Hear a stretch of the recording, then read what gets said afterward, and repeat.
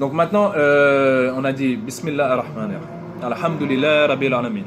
Rahman ar-Rahim. Donc maintenant, on est au deuxième verset, au deuxième ayah. Voilà, on n'utilise plus le mot verset, on utilise le mot ayah. On n'utilise plus le mot hamd, louange, on utilise le mot hamd. On n'utilise plus le mot Seigneur, on utilise le mot Rabb. Maintenant, on va parler de Rahman et Rahim. On n'utilise plus le mot monde pour Alamin, on utilise Alamin. D'accord? Donc maintenant, Rahman et Rahim. Donc les traductions que l'on trouve, là ce qu'on a trouvé en français, c'était celui qui fait miséricorde, le très miséricordieux, ou le miséricordieux, celui qui fait miséricorde. En gros, c'est la même chose. Hein? Mais tu vois bien que les mots sont différents. Ar-Rahman, Ar-Rahim. Alors, pourquoi? Alors, 2039. Donc, on va commencer par en arabe. Dès que tu veux comprendre une signification, il faut revenir à la racine. D'accord? Donc, la racine du mot, c'est Raham. Raham, c'est le ventre d'une mère. Quand elle est enceinte, le ventre d'une mère. Alors, pourquoi Raham? Alors, quand tu parles de miséricorde, quand tu parles de miséricorde en français, souvent c'est que pour parler de quelque chose quand tu as des problèmes, mais que tu as des problèmes ou par exemple, j'ai fait une bêtise et je dis oh s'il te plaît, miséricorde, mercy. En anglais c'est plus simple en fait, mais donne-moi de la miséricorde. Comment tu voilà, épargne-moi quoi. Et donc en fait c'est quelque chose de négatif dans laquelle tu es sauvé. Raham, ça n'a rien à voir avec une mauvaise situation, d'accord? Quand un bébé il est à l'intérieur du ventre de sa mère, tout est pris en charge,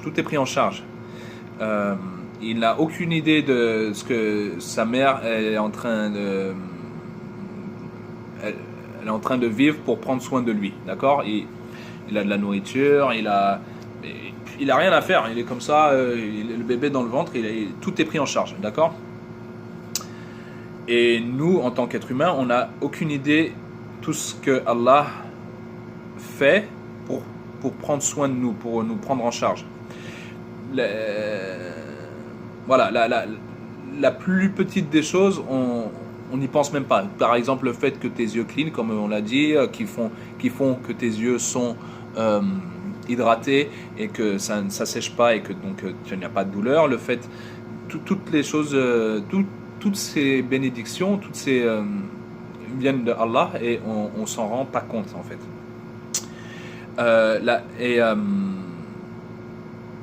En fait, le bébé quand il est dans le ventre de sa mère prend soin de lui, d'accord? Et malgré 5 minutes. Ok, je reviens tout de suite. Ok, donc le bébé quand il est dans le ventre de sa mère prend soin de lui. Et donc elle le nourrit, elle le met à l'aise, il est confortable et tout ça. Mais malgré ça, des fois, il s'étire, il met des coups. Et donc, et sa mère, des fois, elle va souffrir. Mais malgré ça, elle aura de l'amour pour son bébé. D'accord? Et donc elle aura de l'amour pour son bébé. Mais en même temps, elle va prendre soin de son bébé, elle va lui donner de l'attention à son bébé. D'accord? Donc en fait, la meilleure traduction qu'on pourrait trouver pour Rahma, c'est amour et attention, amour et soin, amour et attention. Donc voilà pour Rahma. Maintenant, Rahman, quand on utilise an à la fin d'un mot en arabe, ça signifie 3 choses. Premièrement, c'est extrême. Donc l'amour et l'attention que Allah il a pour nous est extrême, c'est immédiat, ça se passe maintenant, et c'est temporaire. Ça peut être enlevé, il n'y a pas de garantie que ça va durer pour toujours. Alors, je vais te donner un exemple. Par exemple, tu rentres du travail et t'as faim, et là t'as ta femme ou ton mari d'ailleurs qui te dit alors tu veux qu'on mange quoi demain? Tu dis, mais demain, non, non, non, là, tu peux pas penser à demain, tu penses que à maintenant. Moi, maintenant, j'ai faim, là, j'ai faim maintenant. Donc, tu as extrêmement faim parce que tu n'as pas mangé du tout. Tu as faim maintenant, immédiatement. Et c'est temporaire parce que une fois que tu auras mangé, une fois que tu as mangé, tu dis, bon, bah, en fait, on mange quoi demain alors? Et donc là, demain, on va passer à Rahim. Rahim, c'est quelque chose qui est permanent. C'est quelque chose qui est permanent et c'est quelque chose qui ne se passe pas forcément maintenant. Donc en fait, une fois que ton présent il a été pris soin, donc le repas que tu as mangé, tu vas dire ok, on mange quoi demain? Et donc en fait, demain, en fait, tu peux pas penser à ton futur tant que ton présent il n'est pas pris en charge, d'accord?